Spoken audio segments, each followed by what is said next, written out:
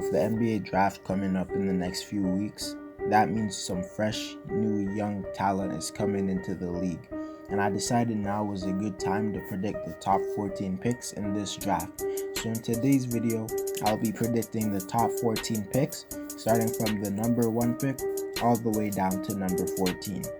Please like this video to show support and help my channel grow.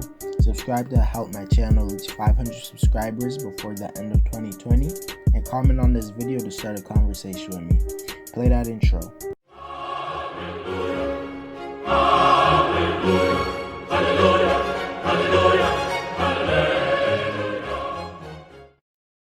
With the number 1 pick, I believe the Minnesota Timberwolves will select Anthony Edwards. Minnesota would do this because of the fit. Edwards could fit well alongside Minnesota's main players like D'Angelo Russell, Karl Anthony Towns, and Malik Beasley. If the Wolves draft a guard like Lamelo, his playstyle will be kind of redundant alongside D'Angelo, and Minnesota is a team in need of defense, and Edwards' potential on that side of the floor is way higher due to his strength and athleticism. Edwards is a good perimeter scorer with a good handle, and he has the ability to create his own shot and consistently hit outside shots. Edwards could greatly fit with Minnesota's future, and he's a pretty safe pick. Coming into the NBA, I believe he can make an instant impact. I see Edwards' potential as a multiple-time All-Star, but I doubt he will be a superstar. But nonetheless, the Wolves should be very happy with this pick. The number 2 pick in the NBA draft, I believe the Golden State Warriors will select James Wiseman. The Warriors with this selection would be strengthening their weakest position, which is the center position. Wiseman would give the Warriors a big man who can occasionally post up, giving them more options on offense, and Wiseman is also a good rebounder, which is what the Warriors really need due to their lack of size. If the Warriors draft any other prospect who isn't a big man, they will likely be forced into a bench role. But if they draft Wiseman, he can easily step in and gain lots of experience on a top tier team. Although I don't think Wiseman will be a top 3 player out of this draft, I think he will still be a very good center, and I think the Warriors are in a position to where they can go for fit rather than the best player. With the 3rd pick in the 2020 NBA draft, I believe the Charlotte Hornets will select Lamelo Ball. Ball to the Hornets hasn't really been talked about as much as him going to the Wolves or the Warriors, but him going to the Hornets is a real possibility, and I'm going as far as predicting it to happen. Lamelo on the Hornets would be huge because it would give them a good player to build around, and even though Devontae had a great season last season, he is more of a supporting player in a rebuild rather than someone like Lamelo, who I believe you can rebuild around. But Lamelo is not the best fit for Charlotte, with them having 2 above-average guards in Terry Rozier and Devontae Graham. But neither of them are good enough to pass up on an all-star level talent like Lamelo. He will bring elite shooting and a player with the ability to create plays for others and himself. I think Lamelo to the Hornets would be the best for him and his development. With the number 4 pick, the Chicago Bulls select Tyrese Haliburton. Tyrese is not as known as the top 3 prospects, and he is one of the most underrated prospects in the draft. Tyrese is a tall point guard who is 6'5" and has a long wingspan. He is a great passer and facilitator, and he can create shots for other teammates. Haliburton is a really good shooter, mainly off the catch, and he uses his height to guard guards and is able to guard 1s and 2s and some 3s. Although the Bulls have a lot of point guards, none of them are above average, and although Kobe White has shown some potential, I don't think he's good enough to skip on another guard prospect if you believe they are the best. Tyrese is likely not going to be an all-star, but he will be a very good role player and an above average guard, and I feel the Bulls still want to go with a safe pick. With the 5th pick in the 2020 NBA draft, I believe the Cleveland Cavaliers will select Onyeka Okoro. The Cavaliers have no young big men with potential, and adding a Kang Wu would lock up their starting center spot. Cleveland would be choosing a Kang Wu for the fit, because if they drafted a guard, it would be very redundant, with them already having Colin Sexton and Darius Garland.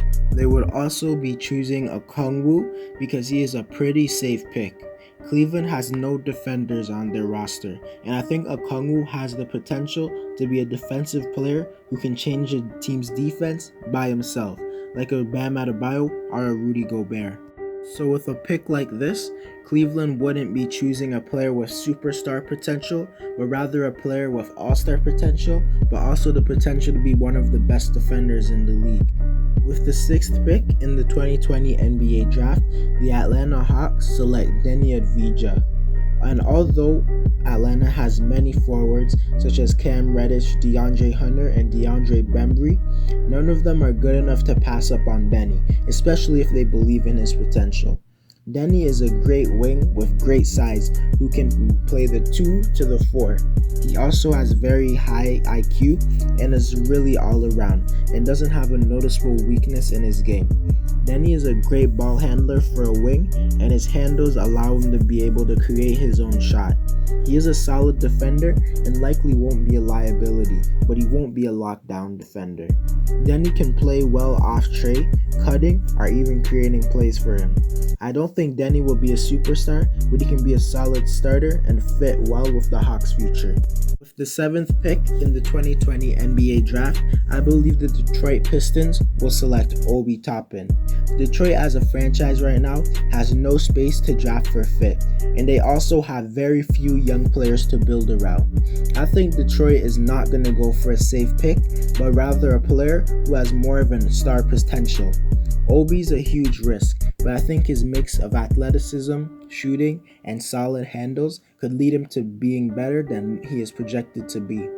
Detroit's only good young players with any type of potential is Luke Kennard, Sekou Doumbouya, and Christian Woods.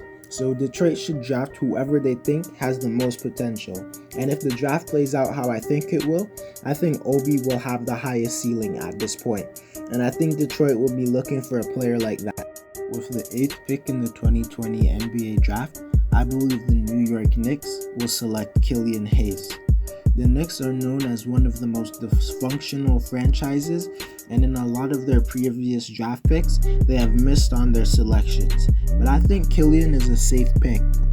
New York has no guards that are even above average for them, so if they draft Killian, they could potentially start him immediately.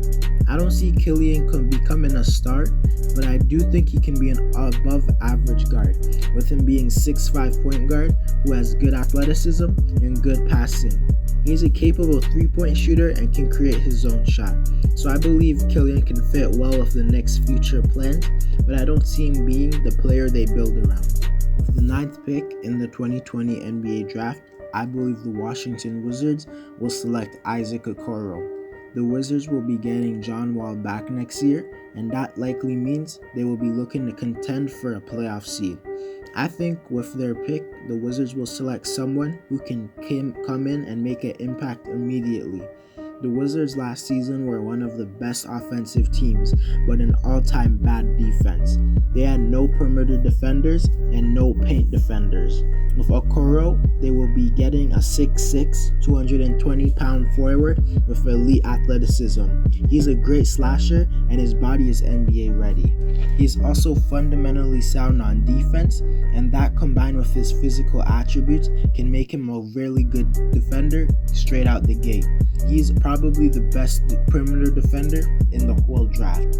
Isaac doesn't have any offensive moves and isn't a great shooter, but the Wizards have had lots of spacing and they don't need an offensive player as much. Isaac can come in and immediately make an impact. With the 10th pick in the 2020 draft, I believe the Phoenix Suns will select Cole Anthony. Cole is a hit-or-miss prospect who is a scoring guard with great handles and a good but inconsistent 3-point shot. He is a difficult shot taker and a difficult shot maker. The concerns with him is that he is an elite passer, and he also can be inefficient and take bad shots. But he could be a solid backup point guard for the Suns, and he is one of the more slept on players. I think he could be one of the steals in this draft. With the 11th pick in the 2020 NBA draft, I believe the San Antonio Spurs will select Vassal. The Spurs are usually not in the lottery, but after coming off a season where they didn't make the playoffs, they will be looking for a player who can help them retool their roster. The Spurs would be getting an athletic player who looks like he can be a good defender in Vassal. Devin also has a lot of offensive potential, with him being a good catch and shoot player. Vassal can create his own shot decently enough, and I think the Spurs' development will help him become a star level player.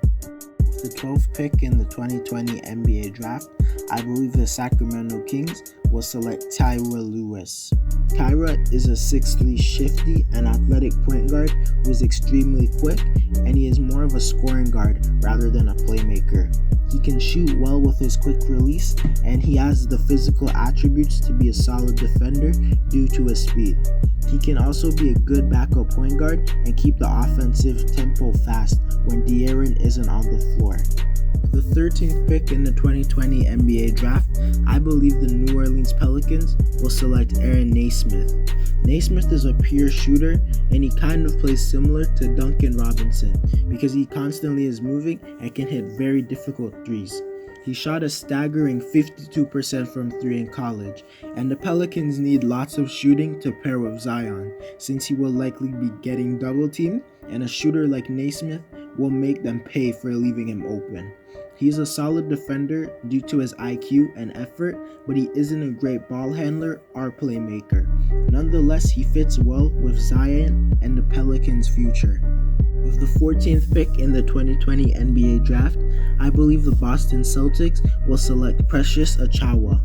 Precious is a 6'9" power forward who is an energy big man, and although he isn't a 7-footer, he could play center due to his massive 7'2" wingspan. He is very athletic, and that leads to him being a solid rim protector. He has shown to have an okay jump shot, but I doubt it will be a huge part of his game in the future. Boston needs an improvement at the center position, and I believe they will take a swing on Precious. Anyways guys, that's it for the video. Let me know what you agree or disagree with. Please like the video to help my channel grow, subscribe to help me reach 500 subscribers before the end of 2020, and comment on this video to start a conversation with me. Also check these 2 videos up above if you like this one, and I'm out.